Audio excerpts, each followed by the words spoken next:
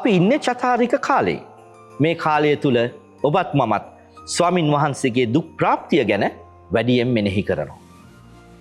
යේසුස් වහන්සේ මෙලොව මිනිසෙක්ව සිටියේදී ජීවත් වුණේ අවුරුදු 33යි මාස 6යි. ඔය අවුරුදු 33යි මාස 6න් උන්වහන්සේ ප්‍රසිද්ධ සේවය කළේ අවුරුදු 3මාරයි.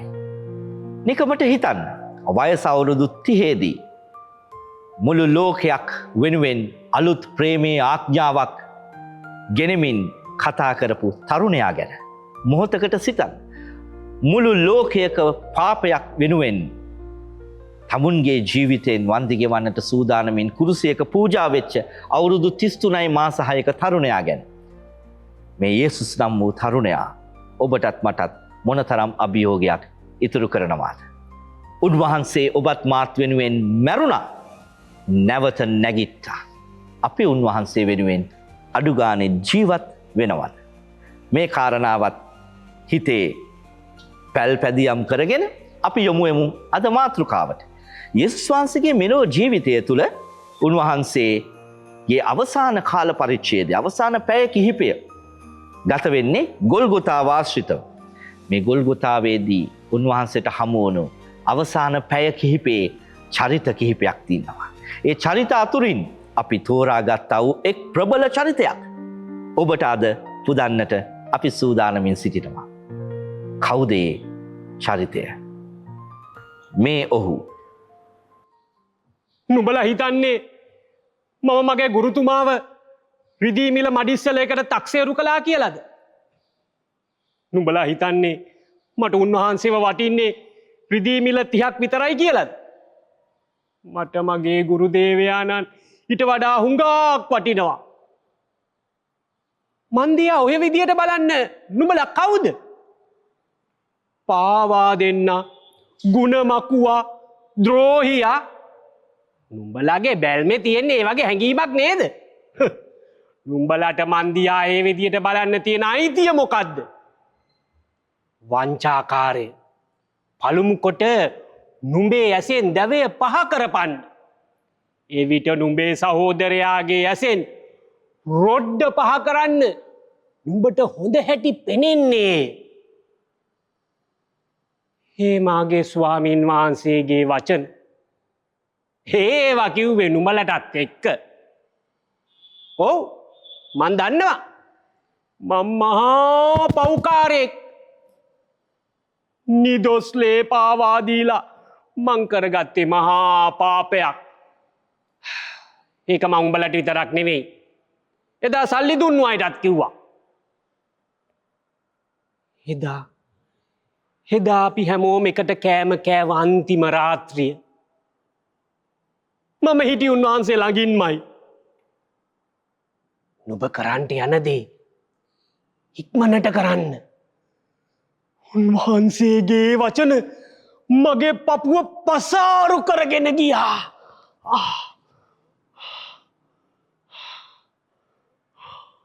අනේ දෙවියනේ, හැයි මම මේ තරම් මෝඩ වුණේ. මම රැවටුණා. උන්ගේ ප්‍රයෝගවලට මම රැවටුණා.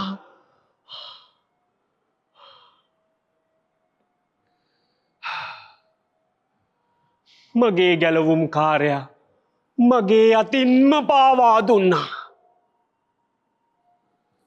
උන්වහන්සේට නෙමෙයි මරණය හිමි විය යුත්තේ මටයි. ඔව් මටයි. ඒ නිසා මන් තීරණය කළා මැරෙන්න. නුඹලා කාටවත් මාව තේරුම් ගන්න බෑ. හේත් උන්වහන්සේ මාව තේරුම් ගනීවි. මම එල්ලිලා මැරුණේ බලාපොරොත්තුවක් නැති නිකමෙක් විදියට නෙවෙයි. මටත් උන්වහන්සේ තුල බලාපොරොත්තුවක් තියෙනවා.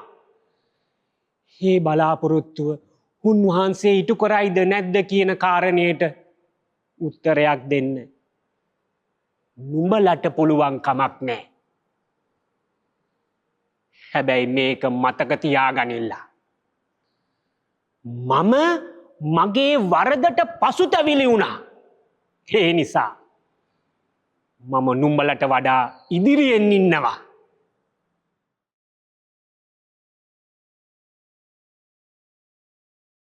ඔව් ජුදාස් ඉස්කාරියොත්. ඔහුයි අද අපේ මාතෘකාව. අපේ කතානායකයා ජුදාස් ඉස්කාරියොත්. ඔහු ගැන දේව වචනයෙන් සොයලා බලලා දැනගන්ට කතා කරන්න. ඔහුව කොහොමද වටින්නේ අපට. ඔහු තුළින් ඔහුගේ ජීවිතය තුළින් ඔහුට වැරදුනා නම් යම් ස්ථානවලදී වැරදීම් තුළින් අපිට ලැබෙන පණිවිඩය මොකක්ද. ජුදාස්ගෙන් අපි මොකක්ද ඉගෙන ගන්ට යන්නේ කියලා කතා බහ කරන්නට මාත් මගේ මිත්‍ර සුරංගත් එක්ක අද දෙමුහත් අසිපත් වැඩසටහනට සහභාගි වෙන ආරාධිත දේශික මට අවසරයි ඔබ වෙනුවෙන් ගෞරවයෙන් සහ ආදරයෙන් පිළිගන්නට. ඇය නමින් මාලිකා දමැල්. ඔබට යේසුපීටයි මාලිකා. අපි ගොඩාක් ආදරයෙන් ගෞරවයෙන් ඇයව පිළිගන්නම අවසරයි මට ඇගෙන පුංචි හැඳින්වීමක් කරන්න. ජාතික ක්‍රිස්තියානි මණ්ඩලේ ගුරුවරුන් පුහුණු කරවන්නයක් ලෙස ඇයි ක්‍රිස්තුස් වහන්සේගේ සේවයේ යෙදෙනවා. සම්බන්ධව සිටින්නේ නමස්කාර කරන්නේ මොරටුව ලක්ෂපතිය ශුද්ධ වූ මත්තියස්තුමන්ගේ දේවස්ථානය.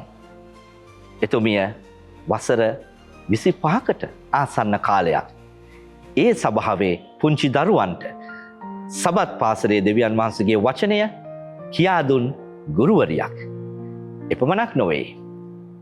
ඇයට ස්වාමින් වහන්සේ දුන්නු ටැලන්ත නැවත උන්වහන්සේටම පුදමින් මේ දේවස්ථානයේ පවත්වනවා සෝෂල් මීඩියා මිනිස්ට්‍රි එකක්.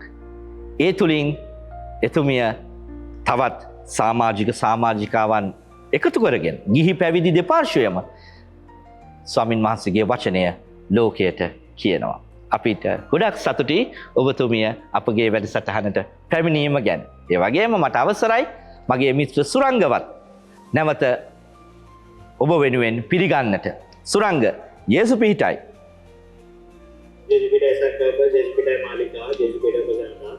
යොමු වෙනවා ප්‍රශ්නවලට.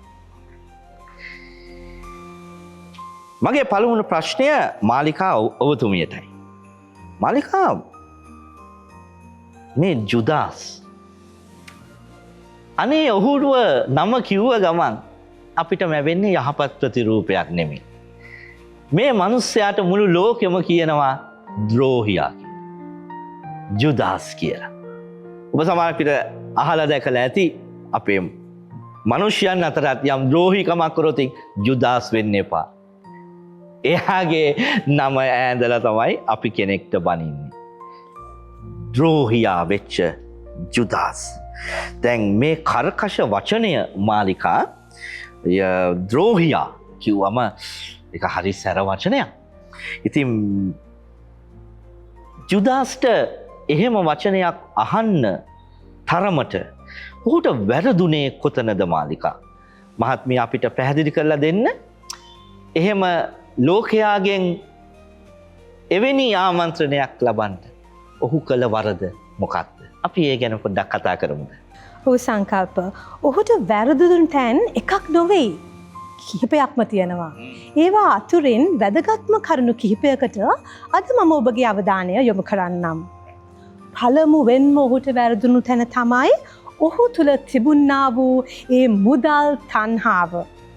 ටිකින් ටික ඔහු එය තම ජීවිතයේ මුල් බහින්න ඉඩ දුන්නා. ඔහු යේසුස් වහන්සේගේ මුදල් පසුම්බිය බාරව සිටියා කියලා ශුද්ධ බයිබලයේ අපිට සඳහන් වෙනවා. ඒ පමණක් නෙවෙයි. එම මුදල් පසුම්බියෙන් මුදල් සොරා කෑමට ඔහු පුරුදුව සිටියා කියාත් යොහාන් 12 වෙනි පරිච්ඡේදයේ 6 වෙනි පදයේදී සඳහන් වෙනවා. ඔබට මතක ඇති ඒ පෞකාර ශ්‍රිය යේසුස් වහන්සේගේ දෙපාවල ඉතාමත් වටින තෙල් වගයක් ආලේප කරන අවස්ථාවේදී යුදාස්ට දුප්පත් අය ගැන හරි දුකක් හිතෙනවා.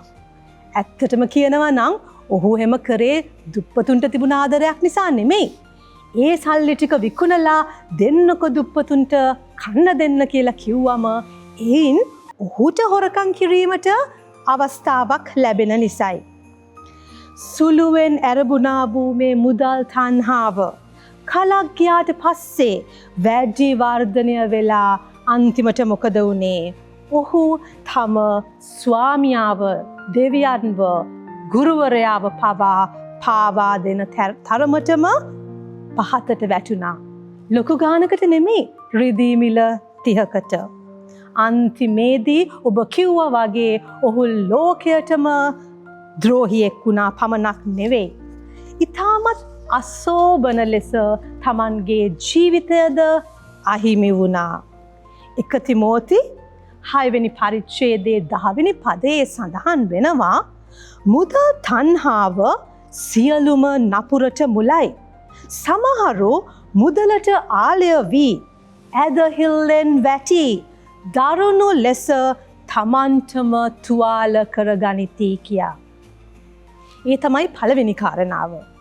දෙවනුව ඔහුට වැරදුණු තැන තමයි යූදස් යේසුස් වහන්සේව මෙතරම් ළඟින් ආශ්‍රය කරලත් උන්වහන්සේගේ කැඳවීම ලැබූ අවස්ථාවේදී එක පයින් සියල්ල අතහැරලා ගිහිල්ලත් උන්වහන්සේගේ සේවයට අවුරුදු 3 මාරක් පුරාවට උරදීලත් උන්වහන්සේ කරපු සියලුම පුදුම ක්‍රියාවන් වලට හාස්කම් වලට සාක්ෂිකාරයෙක් වෙලත් ඇසින් දුටු සාක්ෂිකාරයෙක් වෙලත් ඔහු තමන්ගේ ජීවිතය දෙවිඳුන්ට සරෙන්ඩර් කරලා නැත්තම් යටත් කරලා තිබුණේ නැතිකම අන් සෑම ලෞකික වස්තුවකටම වඩා යේසු තමයි වටින්නේ, යේසු ප්‍රේමය තමයි වටින්නේ, යේසුගේ සමාව තමයි වටින්නේ කියලා ඔහු හිතපු නැති එක.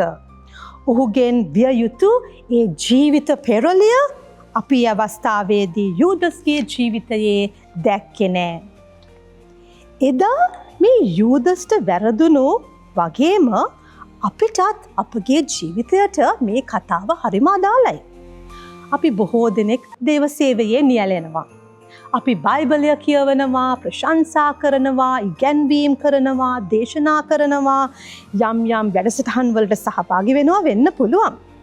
නමුත් අපි මේ දේවල් කරන්නේ ලෝකයට පේන්න විතරක් නම් උන්වහන්සේට වඩා අපේ ජීවිතයේ අපි ලෞකික දේවල් වලට මුල් ස්ථානය දෙනවා නම්, මුදල් වලට මූලික තැනක් දෙනවා නම් එදා ඒ යූදස්ගෙත් අද අපේ ජීවිතයේත් වෙනසක් නෑ නේද? මතෙව් 15 වෙනි පරිච්ඡේදයේ 8 වෙනි පදේ කියනවා මුවින් මෙම සෙනග මට ගරු කරති. නමුත් සිතින් නම් ඔවුන් මගෙන් ගොඩාක් බැහැරව දුරස්ව සිටිති කියා. යේසුස් වහන්සේ එදා එහෙම කිව්වේ අපි ගැනත් වෙන්න බැයිද? තුන්වෙනි කරුණ තමයි ඔහුට වැරදුණු තැන යක්ෂයා ඔහු තුළට ඇතුල් වීම. සුද්ධ වචනේ පැහැදිලිව කියනවා යක්ෂයා ගොරවන සිංහයෙකු මෙන් කාව ගිල ගනින්දෝ කියමින් ඔබ මොබ සැරසෙනවයි කියලා. ලූක් 22 වෙනි පදයේ පැහැදිලිවම කියනවා යක්ෂයා යූදස් තුළට ඇතුල් වුණා කියලා. ඒක තමයි ඔහුට වැරදුන අනිත් ප්‍රබලම ස්ථානය. අපගේ ජීවිතයේ ලෞකික දේවල් වලට ඇති ආශාව නිසා අපිත් මෙලෙස අපගේ මේ සිත යක්ෂයාට විවර කරන අවස්ථාවන් තියෙනවා නේද? අවසාන වශයෙන් යූදස් ඉස්කාරියොත්ට වැරදුනා වූ තැන තමයි තමන් කළ පාපයට ඔහු පස්සු නොතැබීම, පශ්චාත්තාප නොවීම තමයි ඔහු අතින් වුණා වූ වරද. ඔහු තමන් කළ පාපය ගැන දුක් වුණා. කලකිරෙන්නත් ඇති. නමුත් සමාව ඉල්ලගෙන ස්වාමින් වහන්සේගෙන් ඉදිරියේ පසුතැවෙනවා වෙනුවට ඔහු මොකද කරේ? තම ජීවිතය නැත කර ගැනීමට උත්සාහ ගත්තා. නැති කරගත්තා. ඔහු අන්තිම රාත්‍රී භෝජනයේදී පවා යේසුස් වහන්සේ ඔහුට පසුතැවීමට අවස්ථාවක් දුන්නා. තමන්ව පාවා දෙන බව දැනම යේසුස් වහන්සේ ඔහුගේ පාද සෝදන තරම්ම නිහතමානී වුණා. එය හොඳ අවස්ථාවක් නොවේද තමන් කරන්න යන්නා වූ ඒ අයහපත් දෙයින් ඌට වැළකී සිටින්න. ශුද්ධෝ බයිබලයේ ඉතාමත් පැහැදිලිව සඳහන් වෙනවා. මතෙව් 26 වෙනි පරිච්ඡේදයේ යේසුස් වහන්සේ අවසාන රාත්‍රී භෝජනයේදී ගෝලයන්ට කියනවා ඔබලා 12 දෙනාගෙන් කෙනෙකු මාව අද රාත්‍රියේදී පාවා දෙනවා කියලා. අනිත් 11 දෙනාම සමිඳුනී ඒ මමද? Is that me Lord? කියලා තමයි ප්‍රශ්න කරේ. නමුත් මතෙව් 26 බලන්න. යූදස් අහන්නේ ගුරු දෙවියනි ඒ මමද? යූදස් යේසුතුමාව දෙවියන් ලෙස ඒ වෙලාවේ ආමන්ත්‍රණය කරේවත් නැහැ. ඒ අවස්ථාවේදී ඔහුගේ අතින් වෙන්න ගිය ඒ වැරද ගැන ඔහු පසුතැවුණා නම් අද ඔහු ලෝකය ඉදිරියේ ද්‍රෝහියෙක් වෙන්නේ නෑ නේද? පේදුරුට මොකද වුනේ? ඔහු 3 වතාවක්ම යේසුස් වහන්සේව දන්නේ නෑ කියලා ස්වාමින් වහන්සේගේ හිත රිද්දුවා තමයි. නමුත් ඔහු දුක් වුණා, පසුතැවුණා, සමාව ලැබුවා. මේ තමයි සංකල්ප යූදස් ඉස්කාරියොට්ට වැරදුනා වූ බොහෝ අවස්ථාවන් අතරින් කිහිපයක්. දෙමුහත් අසිපත් ප්‍රේක්ෂකයනි. යේසුස් වහන්සේ ලාසරුස්ව නැගිට්ටවනකොට ජූදස් එතන. යයිරස්ගේ දියණිය නැගිට්ටවනකොට ජූදස් එතන. උන්වහන්සේ මුහුද පිට පයින් එද්දි ජූදස් ඒ ඔරුවේ. උන්වහන්සේ සතුරන්ටත් ප්‍රේම කරන්න කියලා කියද්දී ඒක ඔහු අහගෙන හිටියා. 5000කට කන්න දෙන ප්‍රාතිහාර්යයේදී ජූදස් එතන හිටියා. මේ මිනිස්සයාට වැරදුනේ ඇයි? අපි කෙටි විරාමයකට යනවා.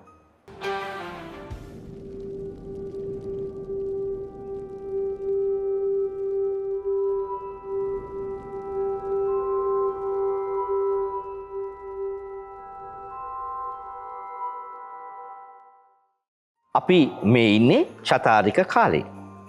ගොල්ගොතාවේ යේසුස් වහන්සේත් එක්ක ගැටුණු කැරක්ටර්ස් ප්‍රබල චරිත කිහිපයක් මේ කාලවකවානුව තුළ අපි ඔබට සමීප කරනවා. එයින් පළමු එන්නයි මේ ජුදාස් ඉස්කාරියොත්. මාලිකා අදමැල් මහත්මිය අපිට හරි අපූර්වට පැහැදිලි කළා. එතුමිය දේව වචනය තුළ මේ ජුදාස්ට වැරදුණු තැන් කොහොමද කියා හඳුනාගත් ආකාරය. මට තියෙනවා තව ප්‍රශ්නයක් ඇයගෙන් අහන්න. මාලිකා මහත්මිය අනේ මම මේ ජුදාස් පව් කියලා මට හිතෙනවා. එහෙම මට කියන්න හේතුව ඔහු වැරදි තැනක හිටගත්තා. වැරදි තීරණයක් ගත්තා. කරන්න ගිය වැඩේ සම්පූර්ණයෙන්ම වැඩේ අනාගත්තා. ඒ වුණාට මේ මිනිස්සයා ඒ ගැන දුක් වෙලා සියදි විනාසා ගන්නවා. ඒක හරි කියනවා නොවෙයි මාලිකා මහත්මිය. මම හිත වාවන්නේ නැතුව මිනිස්සයා මැරෙනවා. මට ඉතිරි වෙනවා ප්‍රශ්නයක්. ජූදස් යේසුස් වහන්සේට ආදරය කරේම නැද්ද මහත්මිය? මොකද ඒ ගැන ඔබතුමිය දරන අදහස්? යේසුස් වහන්සේ ගෝලයන්ව තෝරා ගැනීමට පළමුවෙන් යාඥා කළා කියලා ශුද්ධෝ බයිබලයේ සඳහන්. ලූක් 6 වෙනි පරිච්ඡේදයේ 12 වෙනි පදයේ කියනවා එතුමානෝ කන්දකට නැගී මුළු රාත්‍රියක්ම පහන් කොට යාඥා කරමින් ඊට පසු දවසේ තමයි ගෝලයන් අතරින් මේ විශේෂ ශ්‍රාවකයන් 12 දෙනාව තෝරගත්තේ කියලා.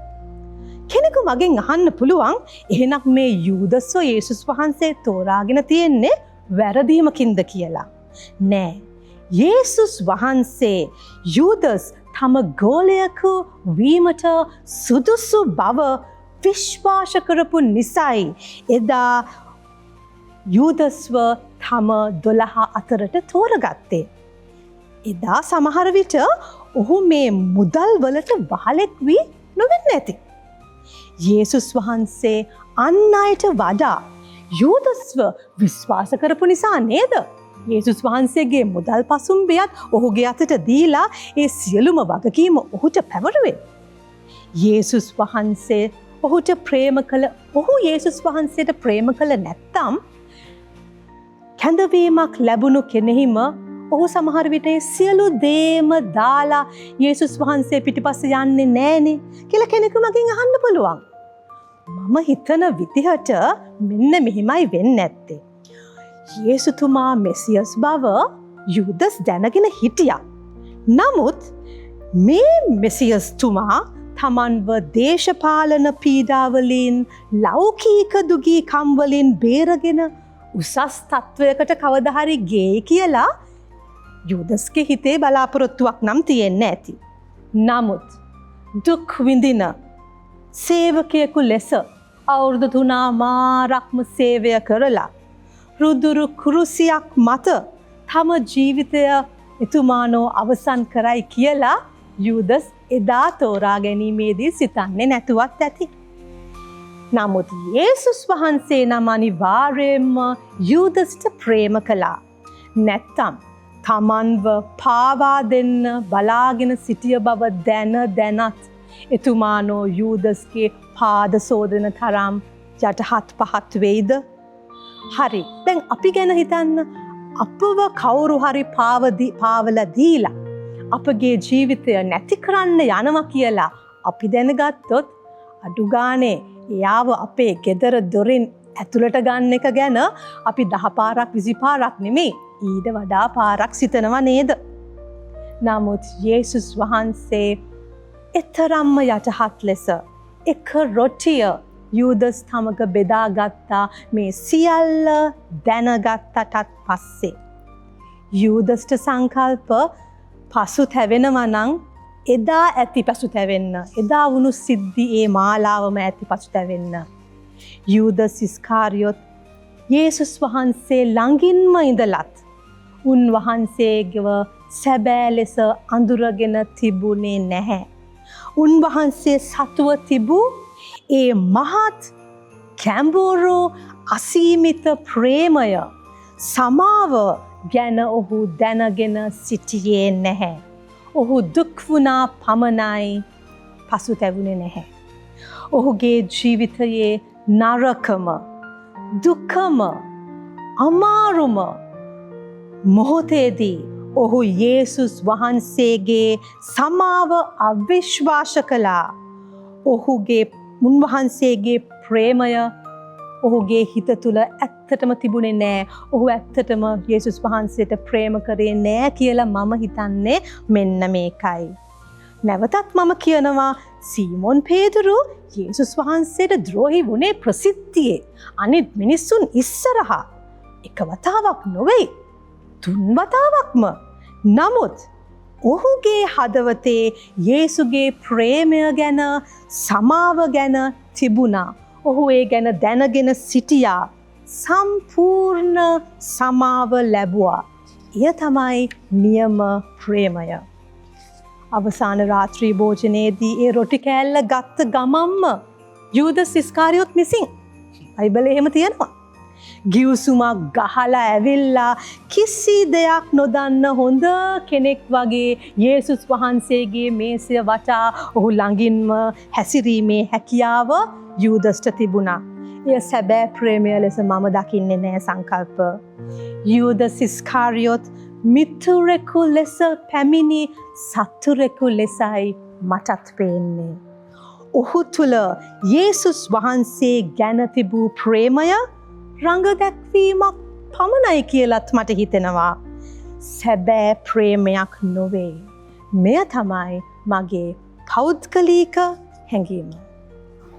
ජුදාස් ඉස්කාරියොත් යේසුස් වහන්සේ කෙරෙහි තිබුණු ප්‍රේමය ගැන එතුමියගේ පෞද්ගලික හැඟීම. ඔබෙත් මගෙත් හැඟීම කුමක්ද? මද විරාමයක්.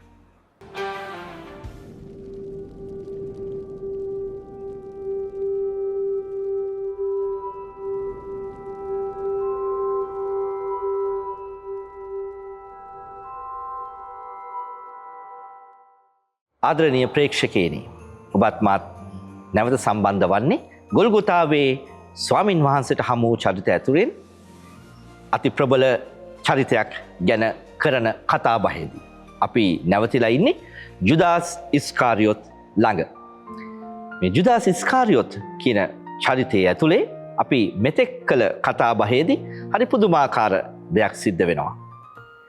ඊළඟට මම මගේ මිත්‍ර සුරංගගෙන් අහන්ට යන කාරණාවට හරි අපූරු අඩිතාලමත් මාලිකා දමැල් මහත්මිය දමා දුන්නා. සුරංග, ඔබට සමහරක් විට පහසුවක් වේවි ඇයගේ පිළිතුර. මා ඔබෙන් අහන්ට යන ප්‍රශ්නය මේකයි සුරංග.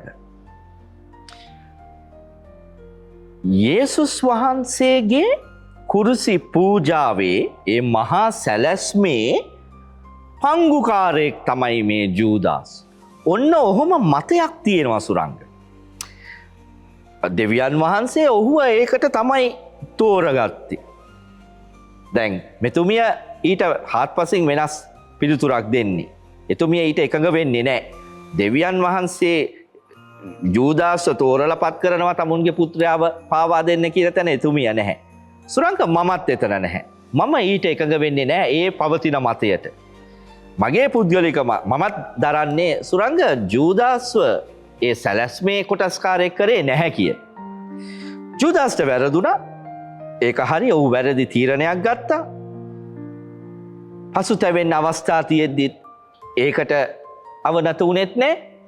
මේ මිනිස්සු අවසානයේදී සැබෑ පසුතැවිල්ලකට යන්නේ නැතුව දුක් වීම පමණක් හේතුවෙන් ඒ වටිනා ජීවිතයක් නැති කරගත්තා. ඔහුට වැරදුනා. ඒක හරි සුරංග.